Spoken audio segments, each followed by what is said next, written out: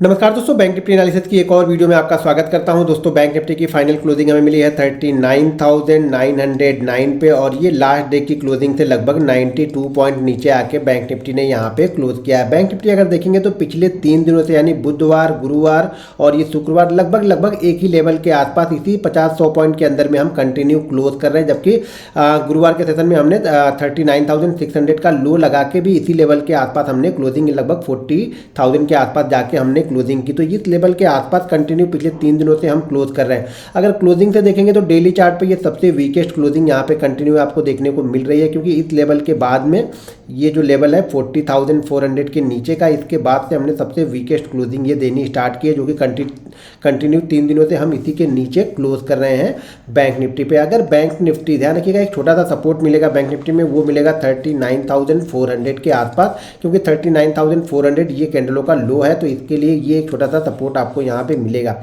अगर bank Nifty ने 39,400 के नीचे क्लोज करना स्टार्ट किया तो मेरा टारगेट यहाँ पे लगभग 38,200 का पहला टारगेट यहाँ पे रहेगा, और उसके बाद जो टारगेट निकल के आएंगे वो 37,700 के टारगेट यहाँ पे निकल के आएंगे। लेकिन उसके लिए हमें डेली चार्ट पे 39,400 के नीचे क्लोज करना पड़ेगा। तो ये 1200-1300 पॉइंट आपको बहुत फास्ट नीचे की साइड में बैंक निफ्टी जाता हुआ दिखेगा। अगर बैंक निफ्टी 1-2 दिन यहाँ पे होल्ड कर ले, इसी लेवल के आसपास अगर होल्ड कर ले, तो होल्ड करने के बाद मान लीजिए 40,000, 40,400, 39,800 के बीच में अगर ये 2-3 दिन और होल्ड करता है, और उसके बाद जिस साइड में भी ऊपर या नीचे जिस साइड में भी ब्रेकआउट या ब्रेक डाउन करेगा, आपको ये 1000 पॉइंट की मूवमेंट आपको बहुत फास्ट मिलने वाली है। अगर ये ऊपर की साइड में ब्रेक करेगा तो ऊपर की साइड में आपको 1000 पॉइंट की मूवमेंट मिलेगी, अगर नीचे ब्रेक करता है तो नीचे की साइड में 1000 पॉइंट की मूवमेंट मिलेगी।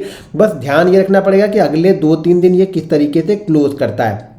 इसी फ्लो को अगर कंटिन्यू करता है तो ये ध्यान रखिएगा, पहला टारगेट यहाँ पे 39,400 है, इसके नीचे की क्लोजिंग फिर 38,200, 38,600 ये लेवल आपको देखने को फिर नीचे की साइड में बैंक निफ्टी में देखने को मिल सकते हैं। फिलहाल अभी जो है वो लेवल ये सपोर्ट लेवल के आसपास में ही है। तो चलिए अब देखते हैं कि बैंक निफ्टी को हम मंडे के सेशन में किस तरीके से ट्रेड कर सकते हैं, क्या इंपॉर्टेंट लेवल होगा मंडे ट्रेडिंग के लिए।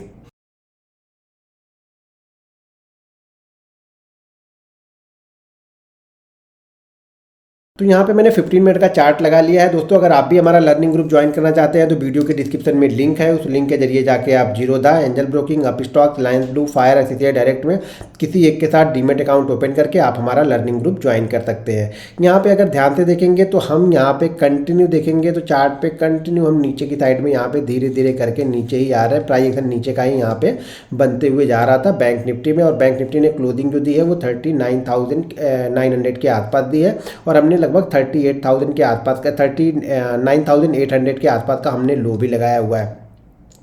अब इंट्राडे के लिए, कल के लिए जो हमारे लिए इंपॉर्टेंट रेंज है वो ध्यान रखिएगा कि अगर हम 40,000 और 39,800 के बीच में कहीं पे ओपन होते हैं, 40,000 के नीचे ओपन हो, 39,800 के ऊपर ओपन होते हैं, यानी इस 200 पॉइंट की रेंज में ओपन होते हैं, यानी हम 39,800 से नीचे ओपन ना हो और ऊपर 40,000 से हम ऊपर ओपन ना हो। अगर इस जोन के बीच में हम ओपन होते हैं और ओपन होने के साथ में हमने यहाँ पे अगर 15 मिनट की या मान के चलिए कि 5 मिनट की हमने 4-5 कैंडलें भी बना ली, मतलब इसके अंदर में अगर हमने 15-20 मिनट भी टाइम निकाल लिया ना, 15 से 20 मिनट टाइम अगर हमने इसके बीच में निकाल लिया, किसके बीच में, 39,800 से लेकर के 40,000 के बीच में अगर हमने 15-20 मिनट का टाइम निकाल लिया, और उस 15-20 मिनट के टाइम निकालने के बाद अगर बैंक निफ्टी ऊपर की साइड में यहाँ पे ब्रेकआउट करता है, 40,011 के ऊपर निकलेगा, तो यहाँ पे एक बाइंग की पोजीशन हम बना सकते हैं, जो कि हमारा टारगेट रहेगा लगभग 40,133, उसके बाद 40,255 और उसके बाद 40,377। ये 3 टारगेट आपको ऊपर की साइड में निकल के आएंगे अगर हम 40,011 के ऊपर हम ट्रेड करना स्टार्ट करते हैं। कब? कम से कम 15-20 मिनट के बाद। ओपनिंग हमारी इस रेंज से ऊपर नहीं होनी चाहिए, यानी 40,000 के ऊपर हमारी ओपनिंग नहीं होनी चाहिए और 38,800 के नीचे हमारी ओपनिंग नहीं होनी चाहिए। इस रेंज के बीच में ओपन होने के बाद अगर हम ये लेवल निकालते हैं तो 40,133, 40,255 और 40,377 ये लेवल हमें ऊपर की साइड को देखने को मिल सकते हैं। अगर हम यही टाइम 15-20 मिनट, देखिए 15-20 मिनट टाइम बिताने के बाद ही हम ट्रेड लेंगे, ये ध्यान रखिएगा। अगर यही 15-20 मिनट का टाइम बिताने के बाद हम नीचे की साइड में यहाँ पे ब्रेक डाउन करते हैं ये रेंज है हमारी, इसी रेंज के बीच में हम ओपन होते हैं। 15-20 मिनट टाइम बिताने के बाद हम ब्रेक करते हैं 39,800 के लेवल को ब्रेक करते हैं। तो यहाँ पे हमें टारगेट मिल सकते हैं 39,666 रही है, ठीक है, 39,666, 39,555 यानी 555 का, और उसके बाद 39,400 जो मेरा लास्ट सपोर्ट है, वहाँ तक फिर बैंक निफ्टी जा सकता है। अगर हम इसी जोन में कहीं पे ओपन होके ऊपर या नीचे निकलते हैं 15-20 मिनट के बाद, टाइम ध्यान रखिएगा, 15-20 मिनट के बाद अगर निकलते हैं तो एक अच्छा मूवमेंट आपको ऊपर और नीचे दोनों साइड में से देखने को मिलेगा।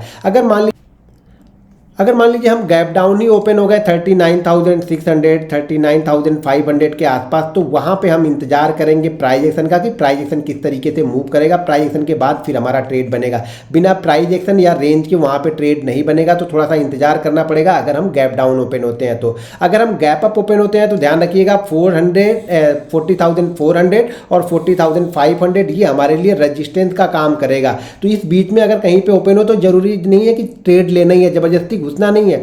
शांति से थोड़ी देर बैठे रहेंगे ना तो मार्केट आपको खुद ट्रेड देगा। अगर इस जगह के बाद हम कोई रेंज बना के नीचे की साइड में ब्रेक करते हैं ना तो वापस फिर से हम 40,000 के आसपास तक आ सकते हैं। या हम गैप अप ओपन होते हैं, ओपन होने के बाद में मान लीजिए पहली, दूसरी, तीसरी कोई कैंडल 5 मिनट की अगर यहाँ पे शूटिंग स्टार कैंडल बन जाए तो उस कैंडल के नीचे हमें एक अच्छा ट्रेड हमें देखने को नीचे की साइड में मिल सकता है अगर हम गैप अप ओपन होते हैं तो। गैप अप ओपन होने के बाद में प्राइस एक्शन ऊपर की साइड का बनेगा तो भी मैं ज़्यादा इंटरेस्टेड नहीं रहूँगा। ऊपर की साइड में मैं तभी इंटरेस्टेड होऊंगा जब मार्केट टाइम बिताएगा 1-1.5 घंटे। गैप अप ओपन होने के बाद 1-1.5 घंटे टाइम बिताने के बाद मार्केट अगर रेंज को निकालता है तो ऊपर की साइड में मैं छोटी क्वांटिटी बाइंग करूंगा, नीचे की साइड में जो क्वांटिटी में मुझे कंटिन्यू मैं लेते रहता हूं वो क्वांटिटी यहां पे बाइंग करूंगा, क्योंकि ट्रेंड डाउन साइड का है तो डाउन साइड में हमें एक अच्छा मूवमेंट मिल सकता है। लेकिन अगर टाइम बिताया ऊपर निकला तो छोटी क्वांटिटी के साथ में हम बाइंग कर सकते हैं, लेकिन उसके लिए मार्केट को 1-1.5 घंटे टाइम बिताने दीजिएगा, क्योंकि ओपन हुआ प्राइस एक्शन बनाया तो आप यहाँ पे ट्रैप हो जाओगे ऊपर की साइड। नीचे की साइड में प्राइस एक्शन बनाएगा तो आपको अच्छा पैसा दे के जाएगा। ध्यान रखिएगा बहुत बड़ा गैप डाउन नहीं होना चाहिए।